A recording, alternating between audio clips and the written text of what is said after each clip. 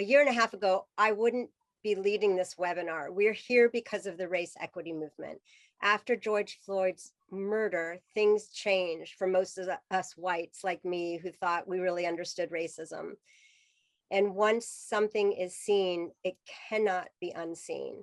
The personal and systemic racism that has so pervasively shaped our lives and societal structures, we're just swimming in the matrix. And sometimes it's hard to see what you're swimming in.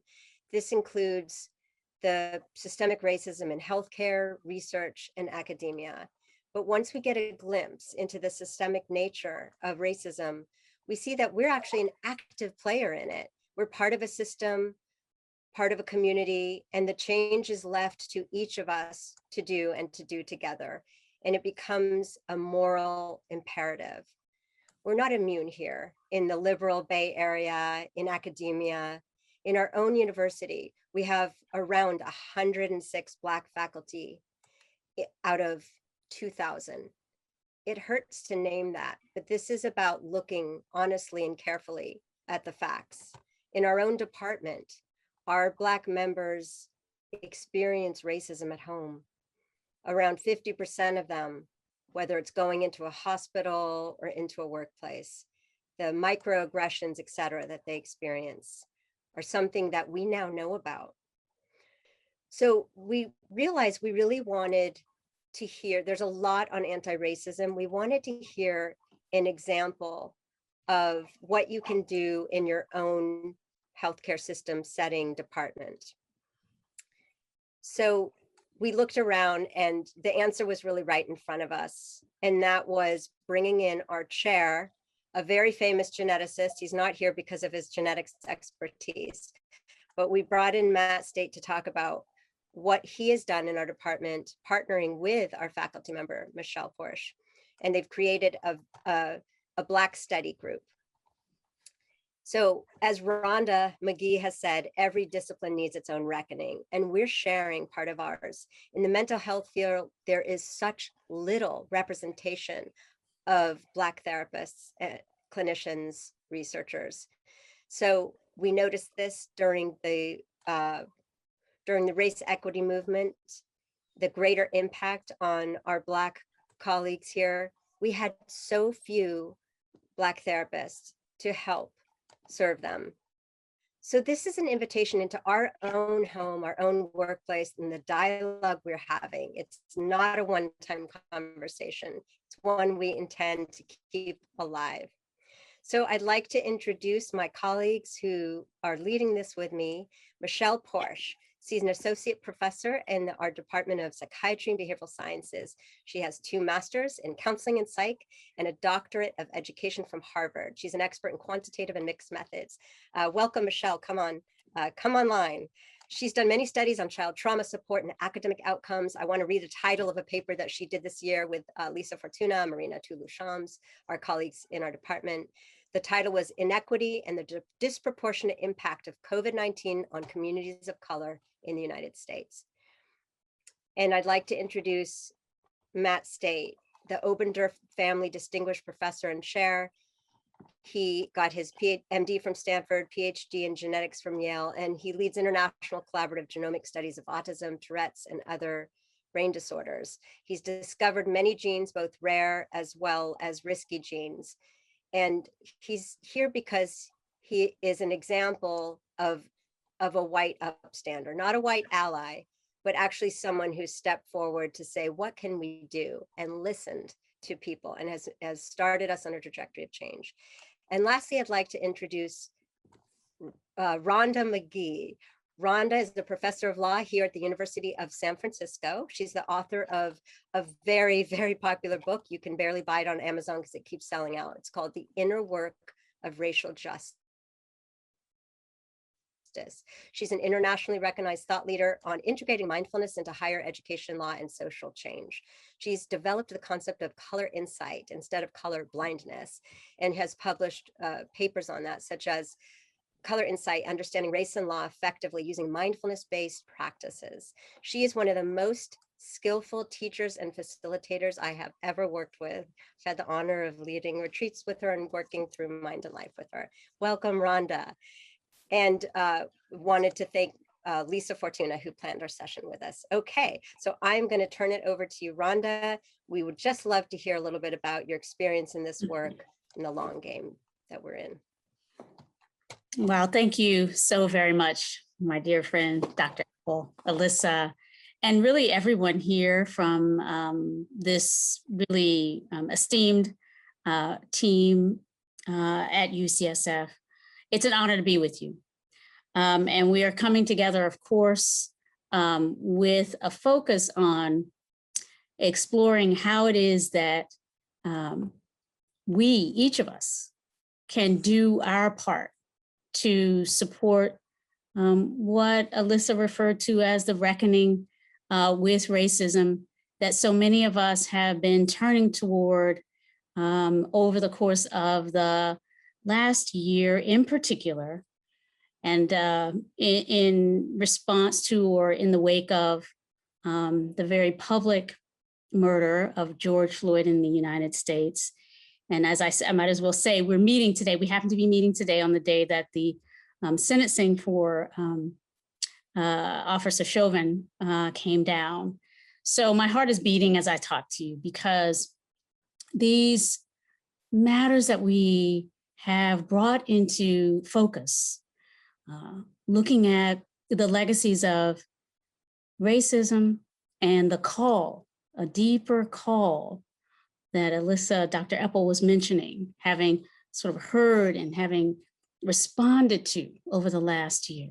This deeper call to turn toward rather than away from a conversation about racism that goes deeper perhaps than it ever has, and really challenges us in ways perhaps that we have not been challenged before. We're all in the midst of this, and we're all perhaps in our own ways. I mean, some of us have been engaged in looking at race and racism all of our lives by virtue of our experiences, our backgrounds. I can say that certainly has been more or less true for me as an African-American, a Black racialized woman growing up here in the United States, born in the South, in a community in which the legacies of the histories that we talk about, that we're more and more courageously naming as the systems of white supremacy and their ongoing imprint. So segregated communities and schools. Those are ideas and concepts, but they're also things that we've lived. And I can say, as a person who was born in the United States in North Carolina in 1967, though the Supreme Court had outlawed segregated schooling some years before in the Brown versus Board of Education case, by the time I went to school, even in the 1970s, the public schools were still officially segregated. That's North Carolina, you might say. What does that necessarily have to do with California? Well, some of you may know that right here in San Francisco, in our beloved progressive city, we certainly have a long and deep history of commitment, frankly, to policies, procedures, ways of organizing our lives that support the maintenance of white supremacy. And so all of us, wherever we are, and certainly even here in San Francisco, are given this opportunity to come together and reflect on what we know and what we might know more deeply and richly about how the legacies of white supremacy are shaping our institutions, have shaped our disciplines, have shaped the communities we live in. And from knowing more, how we might do better in alignment with our commitments to really make a more just and equitable world in which everybody can really flourish. And I want to just name a little bit of additional particularity right here in San Francisco, where I happen to live. You know, I live in a community in the Monterey Heights part of town, you know, not far from Sherwood Forest, which is famously historically as a place where doctors, including doctors from UCSF, have lived.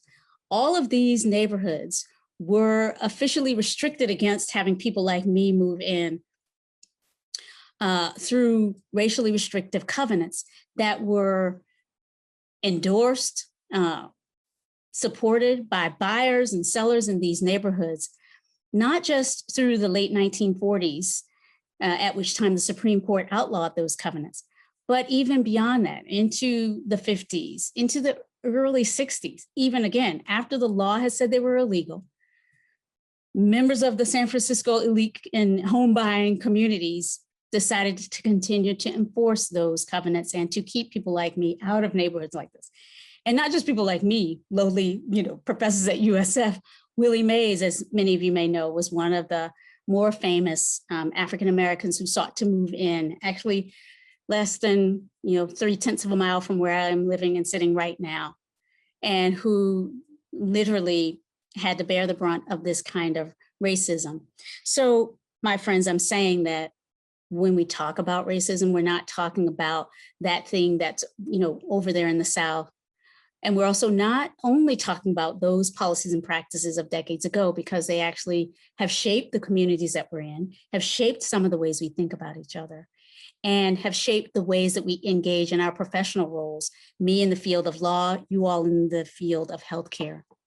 And so what I'd like to offer at this moment is an opportunity for us to come together, feeling the support of meditation practices, compassion practices, a kind of invitation then for a whole body support as we engage in this work. We know research has shown us that looking closely at issues of identity, issues of cognitive bias, really calls on us to do more than merely intellectualize, because we've become really easily aware, readily aware that our whole bodies are in this. We're having emotional reactions to some of the things I've even mentioned in this call so far. You might notice what's happening in the body when I invite reflection on segregation in our communities.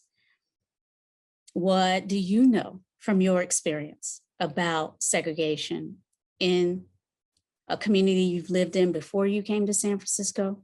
What do you know about how the community you live in the Bay Area, whether it's San Francisco or beyond, how that community, wherever it is, perhaps in the US, how is it that your communities you live in were formed? And what are some of the ways that literally we've been formed in environments that have formed in us biases?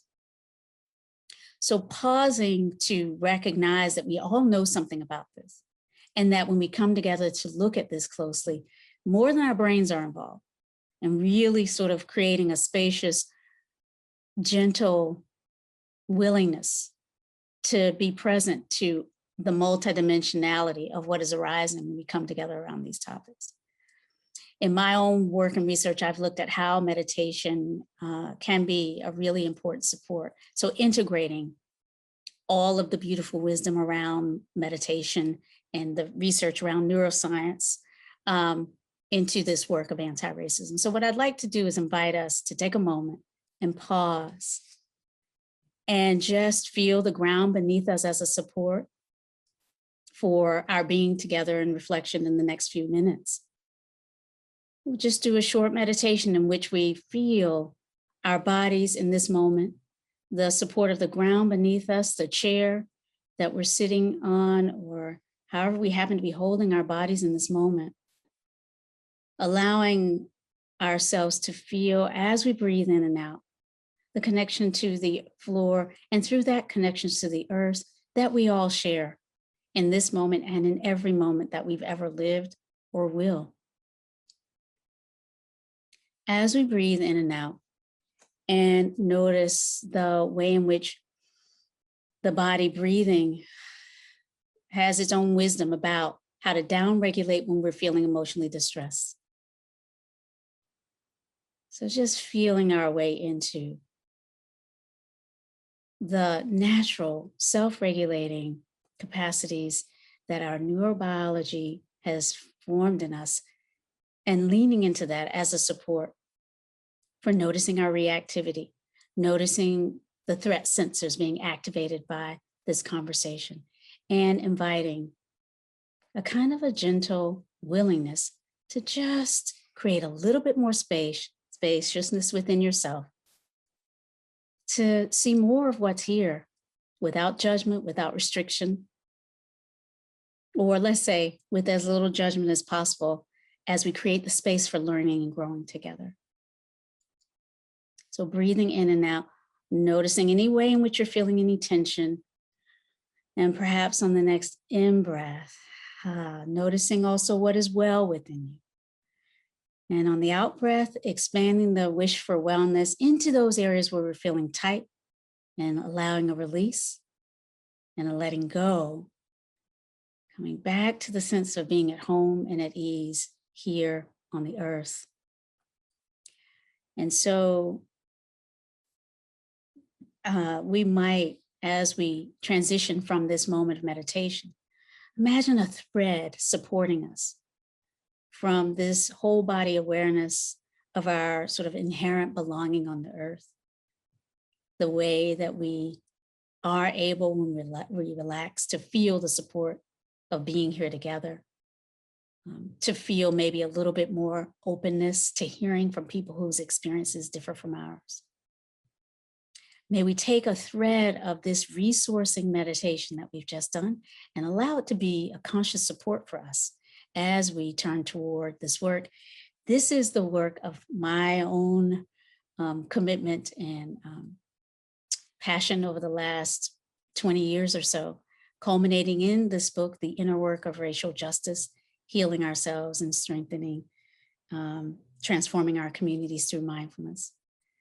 But it's really an invitation that I offer us to come into in each in our own way, holistically engaging these questions of anti-racism and what we can do from where we are to make a difference. So thank you so much for sitting with me. And I want to turn it back over to Elissa to invite us. Thank you. Thank you so much, Rhonda. That was so needed. Thank you. I would like to remember to always breathe like that so that I can think better and more clearly and not so automatically and reactively. And especially on this topic where I think we're always worried that we'll say the wrong thing and have blind spots. And I certainly get a very ruminative mind. So I would love to introduce back Michelle Porche and Matt State. And we just would love to hear you talk about how this Black Study report came to be. It is on our website for anyone to look at, especially the executive summary. And it's an incredibly in-depth report, the different parts on surveying our Black members, listening to them and providing recommendations. Okay, so I'll stop there and turn it over to Michelle. Thank you. Thank you, Elissa. Maybe I want to start by saying, much appreciation for this opportunity to really have a conversation with Matt. We've done all of this work and we just don't have time to take the time out to really talk about the process. And, I think that's a good focus for us for our time together. Just a little bit about myself. Used to introduce myself as an African-American of mixed race. My family are all from Louisiana. So I'm Creole, which means I have descendants of enslaved people and of slave owners. I also want to point out colorism, because that's a big part of this too. I have skin privilege as a lighter skinned Black woman. We got into a little bit of that, explored a little bit of that in our focus groups. But I think that's one thing I want us to keep in mind too when we think about the results. And let me just say a little bit about what we did. We surveyed the whole department. We did have certain sections of the survey that were really more focused on Black faculty, staff, trainees, and students. And then questions that were for everybody together. We were also able to have focus group interviews with, we had 12 different focus group interviews, and some of those were with Black identified faculty, staff, and trainees, and some of them were just with mixed groups of white employees and employees from other racial and ethnic backgrounds. And those really gave us a lot of rich information about what was going on. And I also want to say this all happened during a pandemic, and it has really been just about 1 year since we started this. So I think a lot has happened in a year, and maybe a good start is to Matt, what were you thinking about when you came up with this initiative? I lead a department in a school of medicine that is committed to health equity and the public mission, and it's a part of my job, and an important part of my job to think about how we can advance that, but at the same time, in the midst of a pandemic, when we were struggling to try to figure out sort of how to keep things going in transition care and everything else, that the murder of George Floyd was just profoundly impactful for me as a leader, and I'll do my own version of what Elissa said at the start of this, that part of that reaction, there was also a sense kind of shame about having that reaction at that moment, and feeling an intense need as a leader to try to respond to that in more than just platitudes about our commitment as a department to the public health and the public mission and community service. It immediately spawned a lot of self-reflection about and recognition that this was an ongoing serious problem, that as chair, I just had not, I felt immediately both this kind of called need to act in the face of kind of those, horrific circumstances, and my awareness of that, and also, being aware that I was really late to the game. And despite having a really active diversity, equity, inclusion program in the department, and feeling like that we were really trying to push ahead in that area, we have great leadership in that area, I also felt like there were gaping holes in what I understood about what was going on, and that I needed to do something, as I said, that wasn't just a statement from the chair that that we're committed to diversity, equity, and inclusion, and so in the face of that, it felt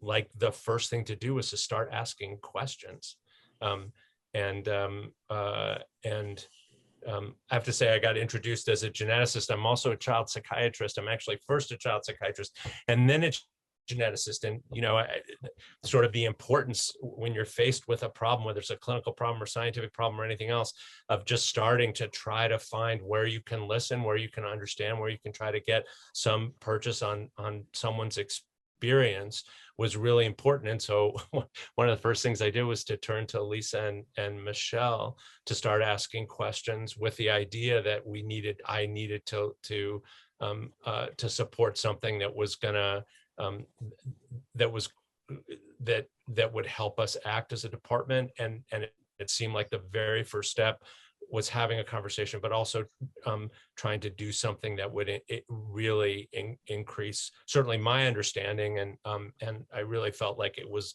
very likely that there were similar gaping holes in the understanding of other members of the department about the experience, particularly of the Black members of our community, faculty, staff, and trainees. And that's sort of came up with the idea that we ought to really do a deep dive on that. But much of it was in conversation, honestly, with you about how to begin. I have to say, I had some advantage in doing some work like this prior. I've done a lot of research on, understanding racial identity development, looking at microaggressions and how those interrupt STEM trajectories for Black and Latino high school students. So, this was in my wheelhouse, definitely, to look at that. And at the time, I felt so immobilized by what was happening that this was an opportunity to have an active involvement in something that might make a difference. And to our credit, like, I think timing is everything. And I think two things that really stand out for me was that we had actually had a meal together before this. So I felt like I could really trust you.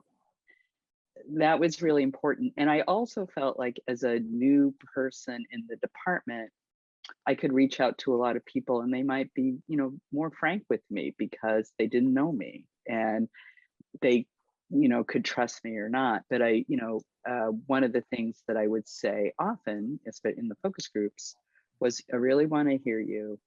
This is confidential. We really want to know the truth.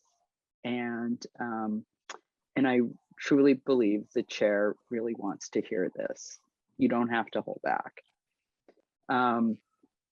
So, those things were just really important. And just to say a little bit about what we found, half of the people responding to the survey, and that means, across race, ethnicity, we're saying that they had either experienced themselves or witnessed anti-Black racism. Our Black faculty, staff, and trainees reported experiencing racial slurs and microaggressions from patients. People were really in pain. I got that in doing those focus groups. There's a lot of talk about pay inequity and retention issues, and people who said, I considered leaving. And I said this to Matt a number of times. This is a gift that people gave. They were really honest about how they were feeling, because a lot of people, and I'll say me included, leave institutions without saying anything. Knowledge is power, and I might feel like I don't even want to share how I'm feeling about the racism that I'm experiencing. So, this is really valuable. And some folks may think, why did we focus on anti-Black racism? Yes, it was very much in relation to the murder of George Floyd. But so often we've been, many people I know, Lisa can attest to this too. We're in, I'm sure Rhonda as well, you might be in a discussion that's supposed to focus on racism, and it will quickly devolve into gender issues or SES or anything else, because to really talk about racism is really painful. And we really need to get an understanding of white supremacist systems that really divide us. They're hurtful for everybody. And they really stop us from bringing all we are, all our gifts to work. I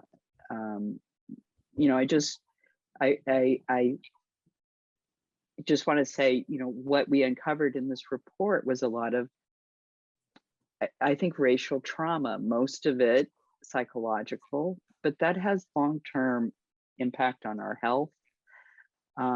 And one of the ways we address that is through having these opportunities to really talk honestly about what's going on, and then to think about remedy. I think what was so important about what we did was the agreement that I would gather this information through this Black study group, thanks to the members of the group and also the liaisons who really helped with, pulling together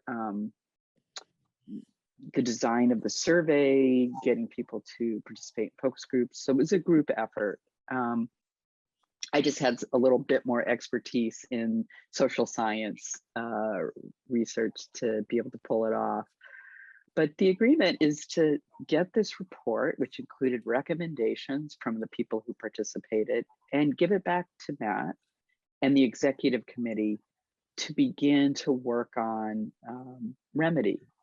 Like, what are we going to do now? And so, maybe to hand it back to Matt to talk about, what's going on, because so many people said, is this just going to be another thing where you write a report and it gets filed away? And, so I gave all my street cred to say, no, it's something's going to happen. And we can talk about a little bit later too about, I think there are some things that are happening already, even if they're not formalized. So, well, there's a lot in what you said. I'll start with the last question and just say, I felt the same way, right? It was really important at the start to not have this be another committee where, a report is generated and gets filed somewhere. And then 5 years from now, the issue raises again. And it's like, oh yeah, I think we did a report on that 5 years ago. So there was no question in terms of the intention of this. And it's part of, as you know, how we designed it, which was to really focus on sort of, on this initial study in a time limited way. And thanks to your advice about how to do that, how to organize it, incredibly valuable. But to really make that time delimited and to have an explicit commitment that once that was done, that there would then be a next process that would include both immediate actions that that we could take right away, a near-term set of goals, so that it didn't feel like this was going on forever, but then also a recognition a lot of this work is not something that's going to get done in a single effort or a single set of working groups, et cetera. So so we did commit to kind of multiple timeframes, and so part of that concretely was to form some anti-Black racism work groups. And we have 3 work groups that were defined based on the recommendations of the Black study group, the initial fact finding or, kind of ecological evaluation of the department. And we're very close to getting those recommendations. And, it feels like a year is a long time. And sometimes, I have to remind myself, as I said, that, I mean, the report, really underlined this. This is a long-standing problem in our department. Despite, certainly I can say from my own heart, despite my best intentions, like reading that report was heartbreaking to me.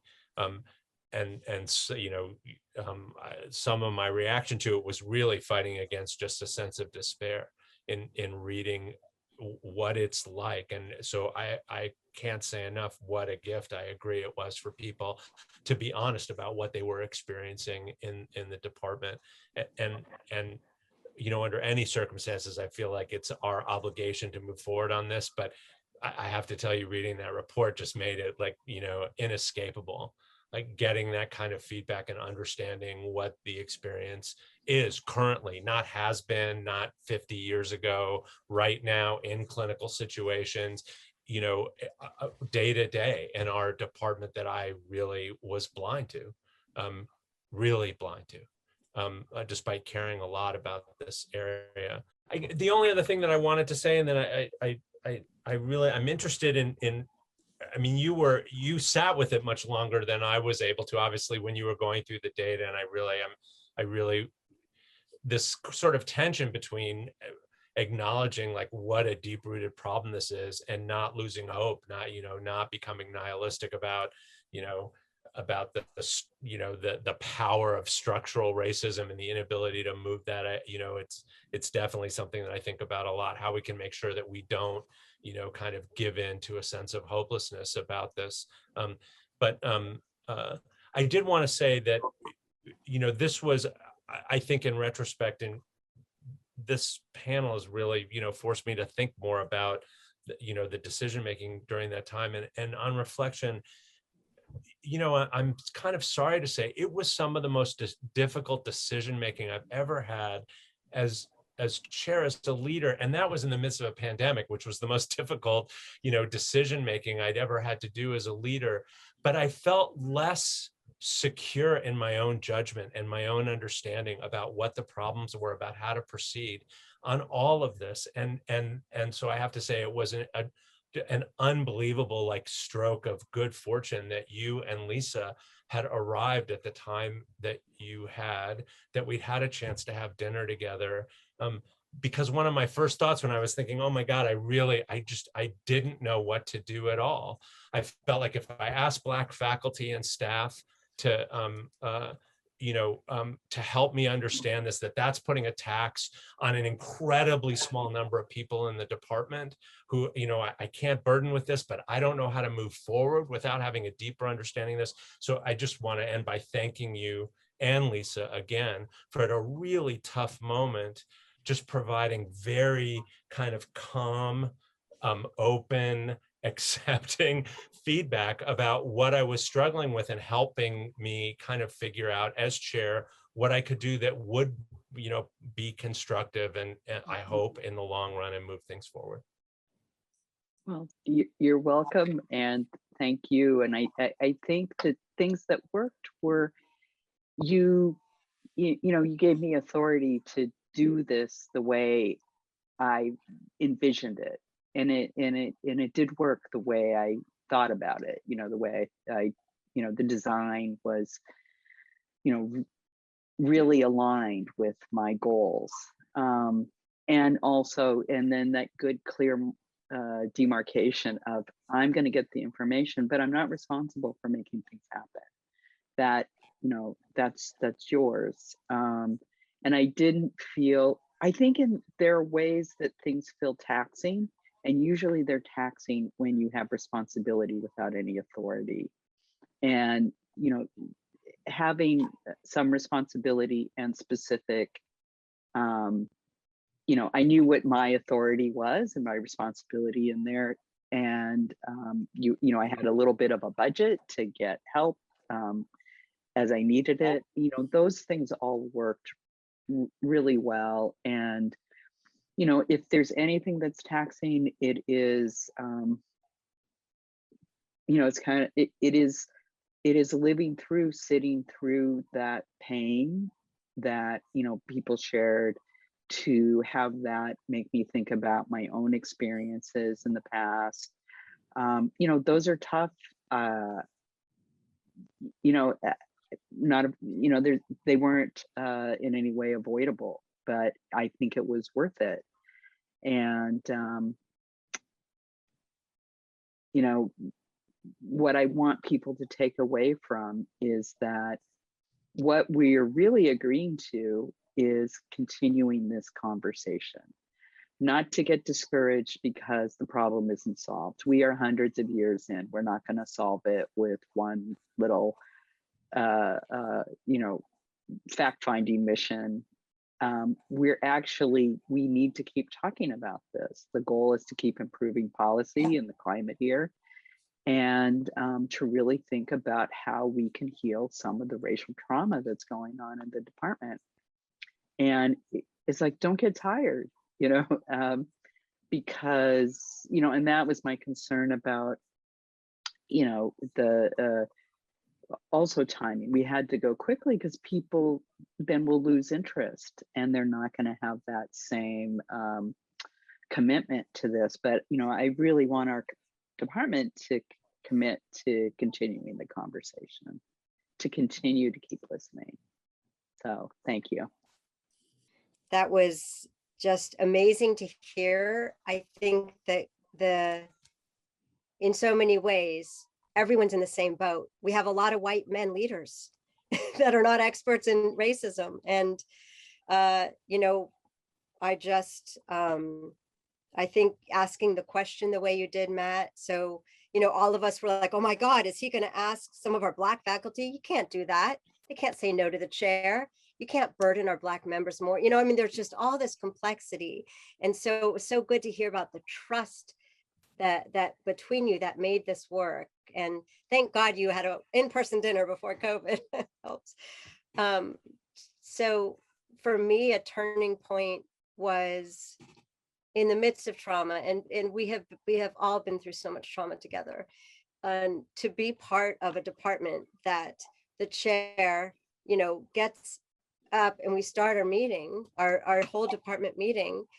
And Matt, you said, we are not okay. We are not okay. And just that acknowledgement, just like opening the door to change. I know. So, I mean, that was in my head for months. We are not okay. And it's okay because we're calling it out and we see it. And this is, the beginning. What are we going to do? So this report was a very tailored question about this building, this program, this environment. And so my question to you guys is that, that's this open curiosity that gave us some answers and some directions. And is that something that you would suggest is doable? I mean, Michelle, you had a lot of years of training to create a mixed methods, quantitative, qualitative report. I do think it's important, for other departments or, groups that might be thinking about doing something like this, that, I do think it requires having knowledge about the theoretical bases of identity development and racism and, legal issues, yes, all of those things. And that doesn't happen just because you might be a minority yourself. It's, depending on where you are with your own identity, it can be challenging. And I think this is a question that requires that you really talk to people. So yes, I think it's important that we have those qualitative expertise as well. And I have one more comment, and then I want to hear from Rhonda. I have felt so fortunate to be part of such a responsive conscious system, that our department, most of all, but also the university, responding in their own ways. So I took a mandatory champion diversity training, and we all have by now, most of us. And I thought, I came with thinking I'd heard this and I knew it. And I ended the meeting just crying with my eyes being open to that. I was a passive white ally, and I understood what a real upstander is, which is speaking up and taking action when you see that racism is at work, and all of the from microaggression to clear aggression. And I thought of situations, particularly with trainees, when I didn't understand, and it was all so clear in retrospect. So it was this big review of how much I had failed certain people. And, of course I had shame and regret, and I couldn't go back. But the to now understand that I can be an upstander going forward. And, Matt, you are such a great white male upstander. And I know that's not an identity that you planned on, but, our department, we had so many executive meetings when you said, this is the first priority. So everyone understands, we're acting on the recommendations in the subcommittees. And that is, I feel so proud to be part of our department. I don't know what this would have been like without the kind of communal recognition of we are not okay and we're working together. Yeah. And may just echo and really just respect and appreciate what you're sharing, Elissa. The research does confirm that leadership and support of these initiatives is really, really important. It's not that we don't have power wherever we are and we don't have some ability to make some change. I want to just underscore that. We all have some power, whatever our role or our status, whatever our identity. And so a big part of this is really how do we rightly use the power that we have. But when we are in leadership, we have a particular degree of power and influence. And if we don't use it intentionally to support deepening capacity building to address these issues in this kind of ongoing way that you're speaking about as being necessary, we are using it for something else. In other words, silence around this issue teaches. Not standing up does its own, has its own training. And more than that, right? I mean, let's just say, I know it's not true here, but there are places where the leadership is actively hostile. And therefore, that's a kind of contagion. However verbalized this is, we know that hostility can be exuded in ways that are not verbal. You all know this as well as anybody or better. And so all of these things impact the environments that we're in. And so for those who are listening to this and just thinking about your own situation, having that ability to sort of really see clearly what we have in terms of resources, the agency that we have to make a difference, however small, from right where we are. But to have a kind of willingness to kind of reckon with, like, what is the situation in terms of willingness of those around me, those in power, and what can I do in light of all of that?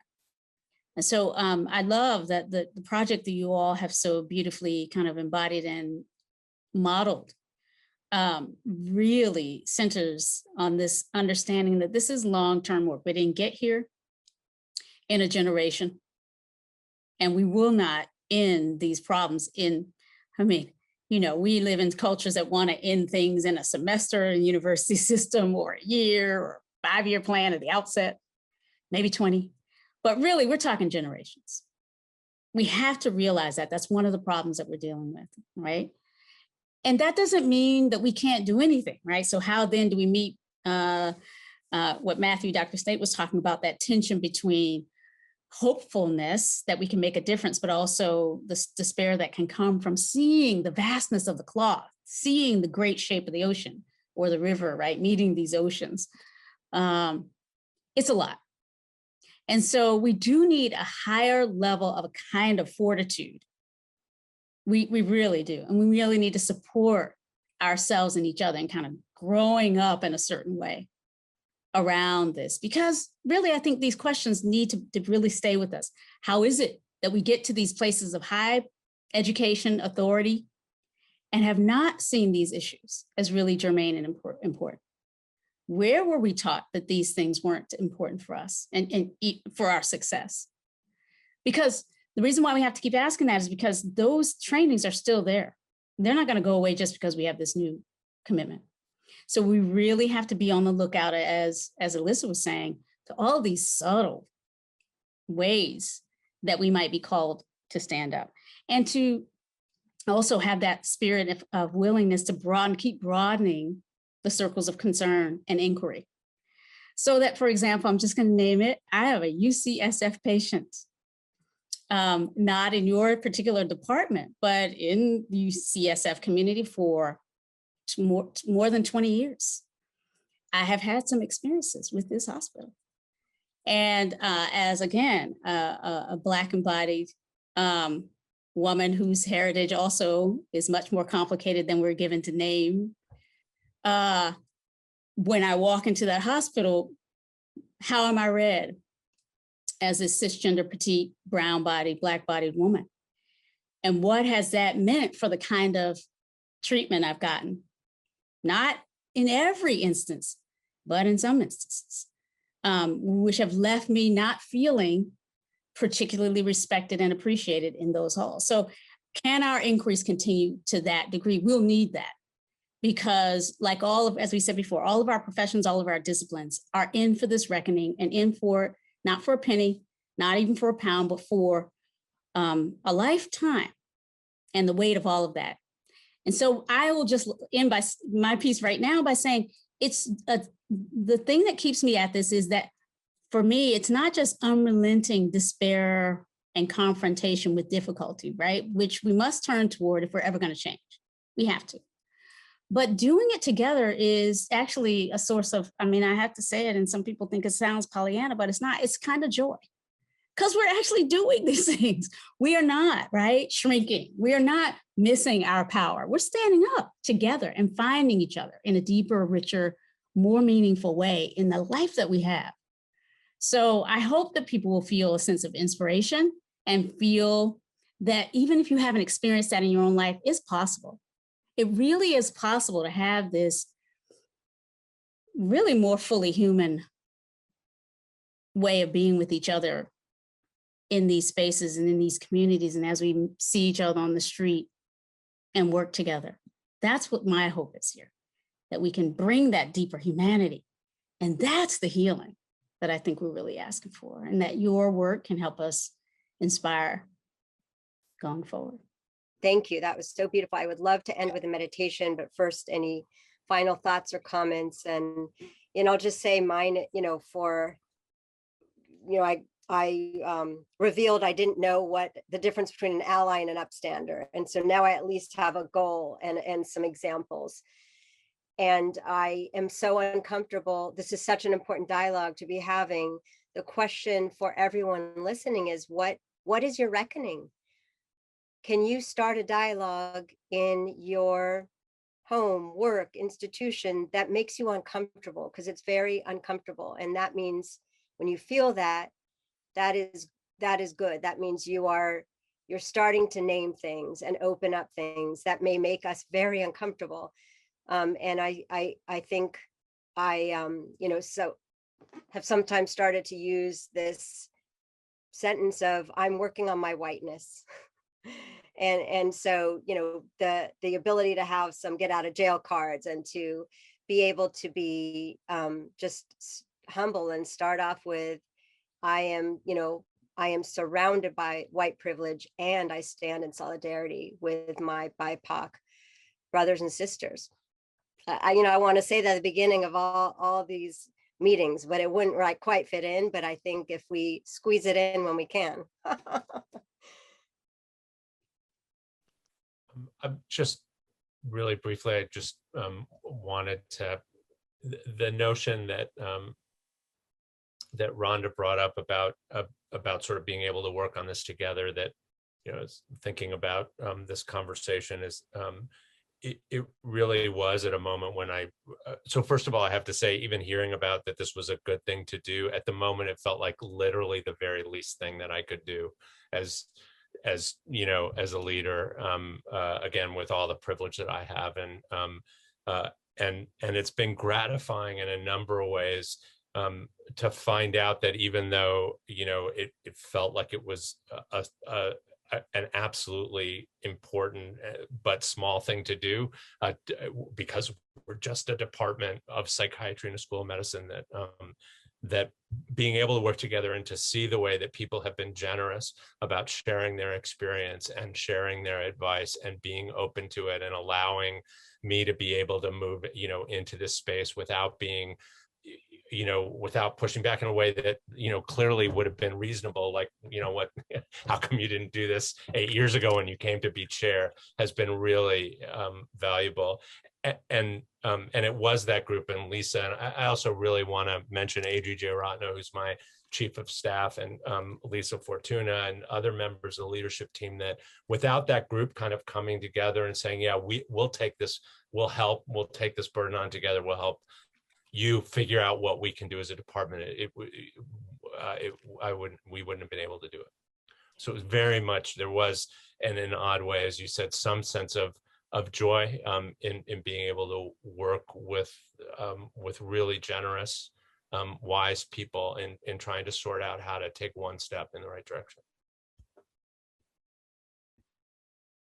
I agree much.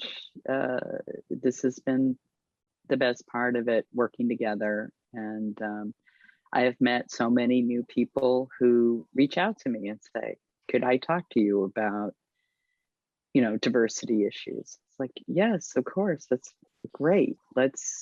We're keeping this conversation going. And yeah, it does give me hope. And there are times for discouragement, and it's a good time to give it a break so I can get some more energy and come back to it.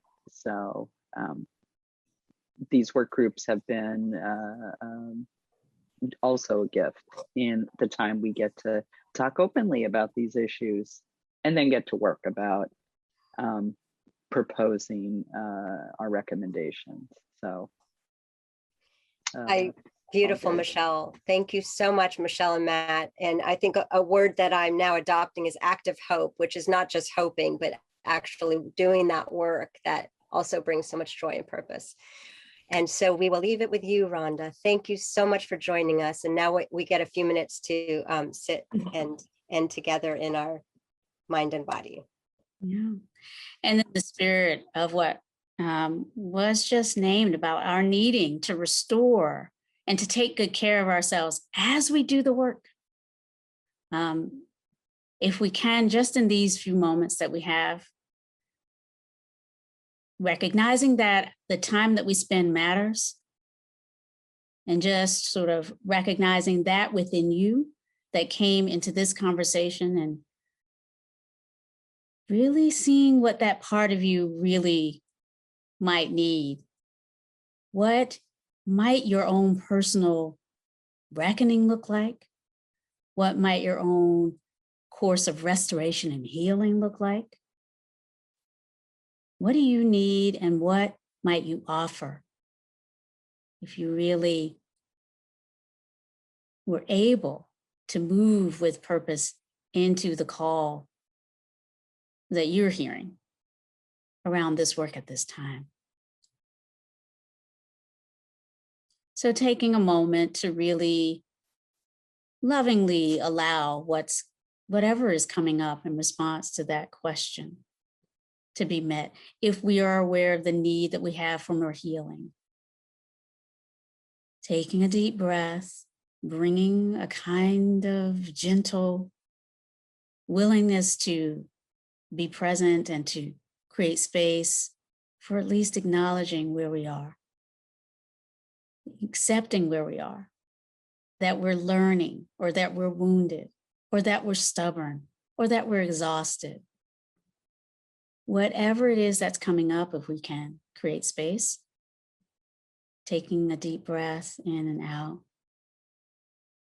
and see if you can invite a sense of, again, what brought you into this conversation, the goodness of that intention and of your own deep aspirations to make a difference around these issues.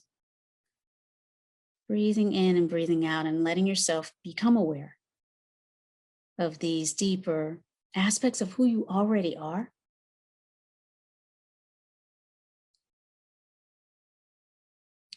And as we bring this meditation to a close,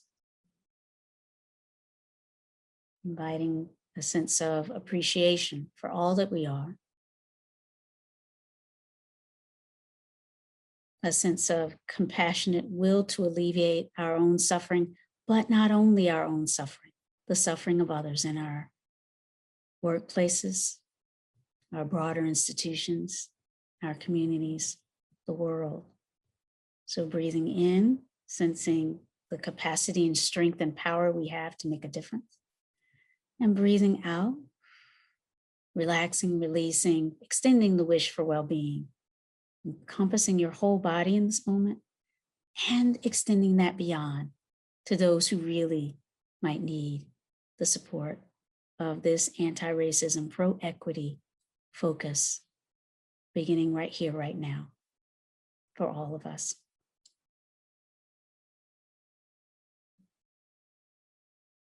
Thank you so much for your time, your practice, your spirit, your commitment, your brilliance.